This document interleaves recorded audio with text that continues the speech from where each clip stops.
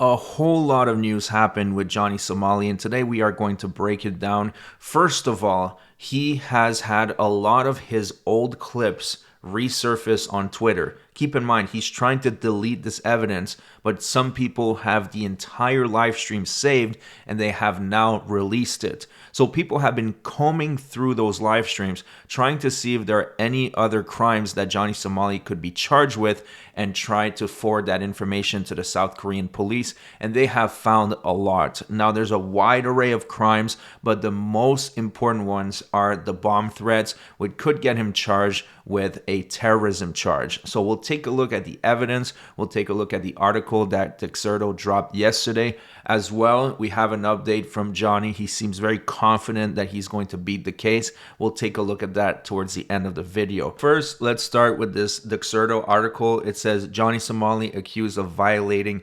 anti-terrorism laws after South Korean bomb scare. And it says controversial streamer Johnny Somali could be facing terrorism charges as the creator is already banned from leaving South Korea.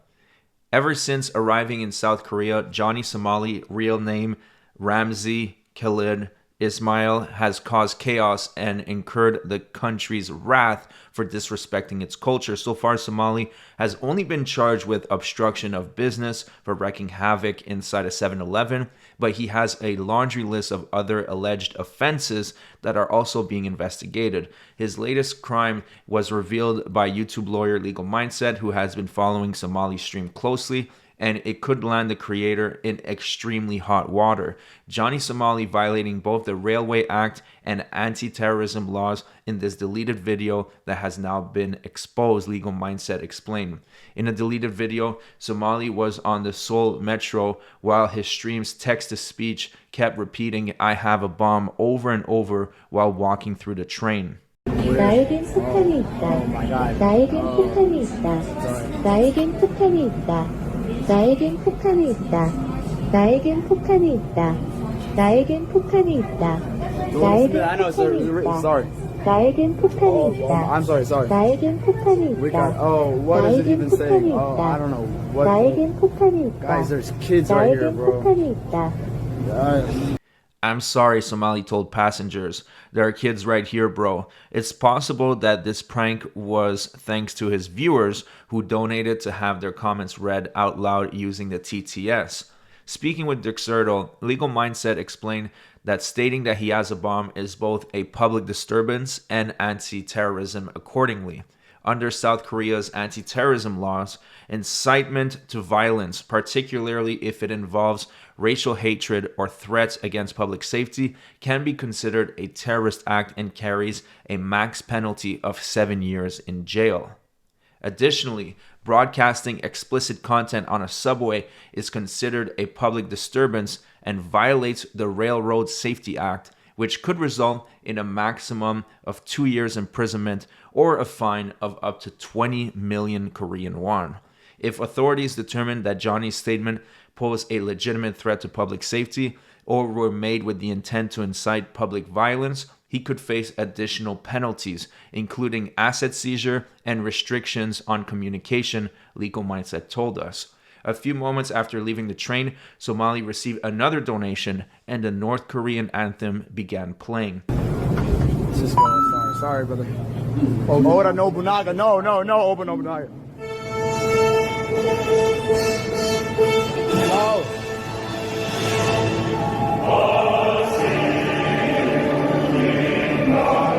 Oh my God. Everyone's looking at me.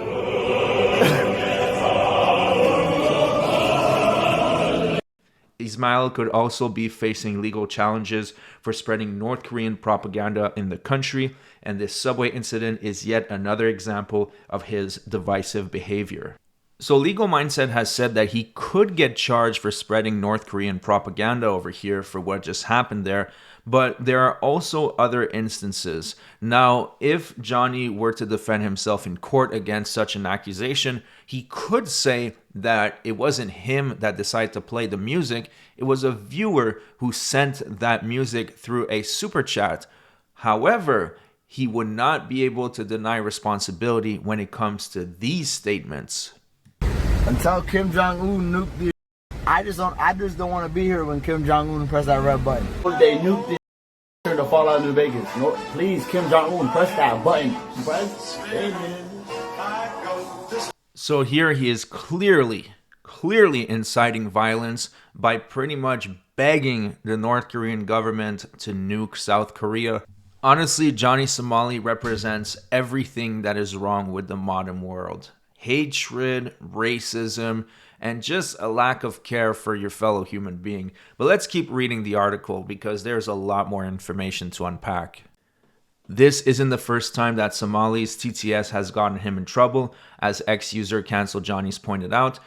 In Japan, the streamer played bomb threats and other remarks against the Japanese Prime Minister. These potential terrorism charges are just the latest in a long list of alleged crimes being investigated by the South Korean authorities.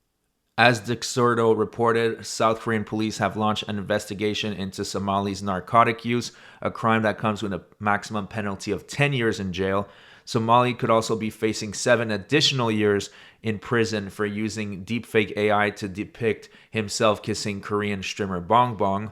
While Somali is confident he won't face jail time and will be able to return to the United States, all that might change once he makes his first in what could be many court appearances. So what does Somali have to say about all this? Well, he seems pretty optimistic. He wrote, "I'm going to laugh like a maniac when I beat the case like OJ."